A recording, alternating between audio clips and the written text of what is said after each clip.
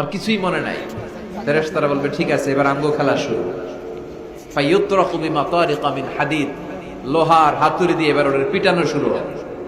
পিটাতে পিটাতে ওর গায়ের গোশত আর মাসেলগুলো থেতলে ফেলা হবে। ইয়াকালু লিল আরদি ইলতাইমি, জমিনকে বলা হবে চাপ দাও। ফাতাখতালিফু আদলাউ, ওয়াল আয়াযু বিল্লাহ। কবরের এক পাশের মাটি আরেক পাশের মাটি এমন ভাবে চাপ দিবে, ডান পাশের পাঁজরের হাড় বাম দিকে ঢুকে যাবে, বাম দিকের হাড়টি ডান পাশে এসে যাবে। ওর চিৎকারে পুরো কবরস্থানটা থারথার করে কাঁপবে। ওরে বাঁচানোর তখন কেউ থাকবে না। ওর ক্ষমতা, ওর দাপট, ওর হুঙ্কার, ওর অহংকার ওরে বাঁচাতে পারবে না। চিল্লায় বলেন ঠিক কিনা?